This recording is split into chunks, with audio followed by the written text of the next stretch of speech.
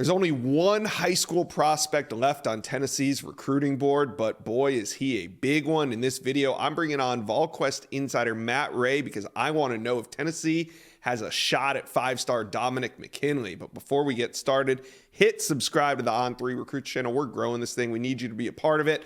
So hit subscribe for me, please. All right, let's bring on Matt Ray from Volquest. Now, Matt, you spoke directly to Dominic McKinley at Under Armour check-in. He said some things that kind of came as a surprise to me. Tennessee, they are very much in it, and they're going to get an official visit in January. What's been going on behind the scenes here to get this thing, get this recruitment back on track? Yeah, so, Josh, I think one of the biggest things for Dominic McKinley is just Tennessee's consistency. They were never the first choice when he chose Texas A&M.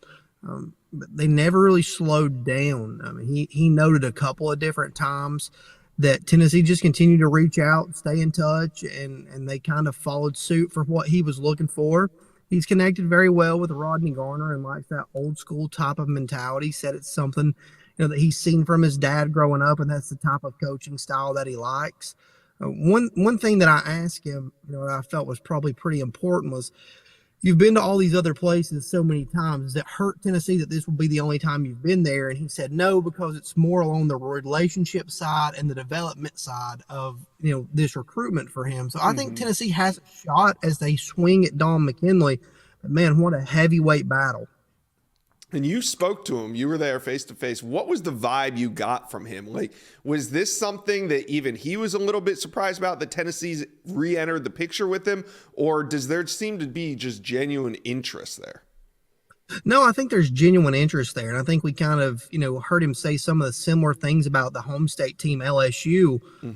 Both of those programs, have just stayed consistent. And then as it kind of become evident that he would not, sign during the early period, or at least there was some hesitancy to not sign during the early period, then they pushed in, he welcomed them in home. And I think those visits went very well. And I think by all accounts, those visits for both programs went very well. And that's kind of what led Dominic McKinley to not sign during the early period more so than anything. We'll see if he makes it back to College Station, but he's definitely going to see Tennessee. He's going to see LSU during the month of January. And right now it's shaping up for those two teams to make a real serious push for him.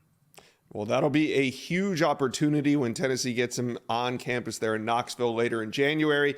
Speaking of January, there's a big decision happening just in about 6 days. Bryce Underwood, the #1 quarterback in America, he's going to come off the board. Now, we're not expecting Tennessee there, but the reason I bring it up is because the #2 quarterback in the country, George MacIntyre out of Nashville, his decision won't be far behind, maybe February, maybe early March at the latest, it seems.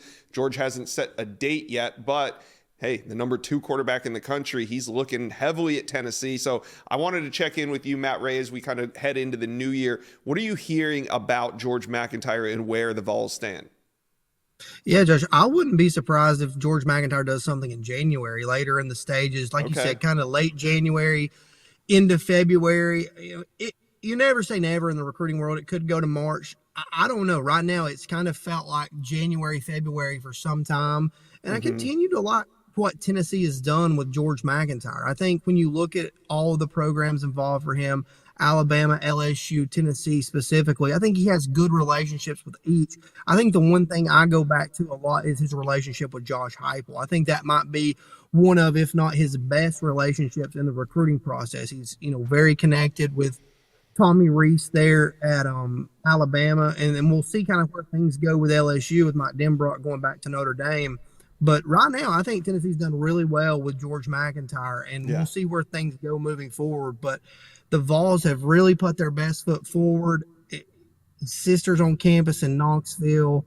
They've been to Tennessee a lot. There's a lot of comfort level there, and I think George MacIntyre, as it gets closer, as the rubber kind of meets the road, is it going to be too much to turn away Tennessee? We'll see. Alabama and LSU are definitely in it.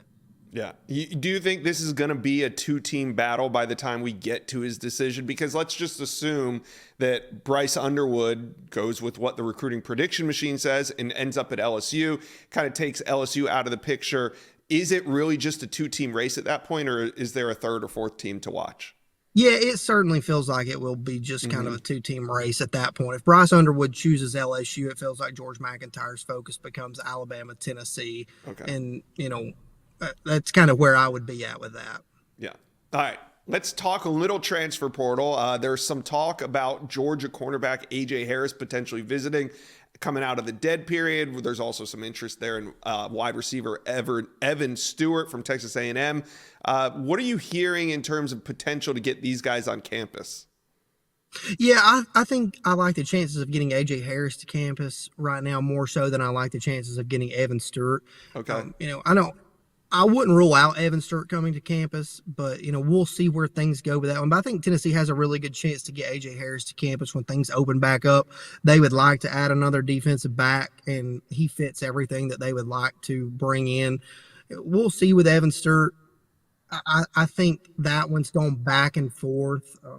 I wouldn't rule it out. Obviously, there's some Tennessee ties there. His family are all graduates of Tennessee. I think the offense meshes well with what he wants to do. So there's some interest, and there's been some good dialogue. But I'm not ready to say that he'll make it to campus just yet. Okay. Just generally speaking, when the dead period ends and things open back up and Tennessee really hits the portal hard, what general positions of need are they going to be addressing in the portal this offseason? Yeah, so I mean, again, Evan Stewart's obviously in play, so there's a chance they could bring in the right wide receiver if it's there. They've already brought in Hmm. Chris Brazell, so I don't think they're forcing anything at that position.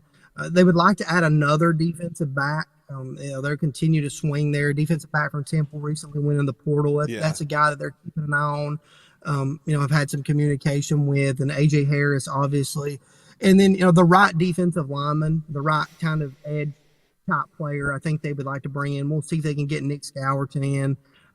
But those are kind of the three positions to me. It Hmm. would probably take the right offensive lineman with more years of eligibility to go into the portal to see them swing there. But we'll see. They were interested in Jalen Farmer, the Florida transfer, before he committed to Kentucky. So if the right offensive guard type guy goes in to the portal, you could see them in play there. But right now, I don't think that guy's in the portal yet.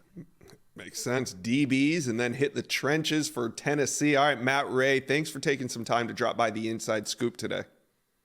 Yeah, Josh, thanks for having me. Thank you for watching. If you enjoyed that content, be sure to subscribe to the On3 Recruits channel. We have a new page dedicated only to recruiting. Go ahead and hit that subscribe button right now.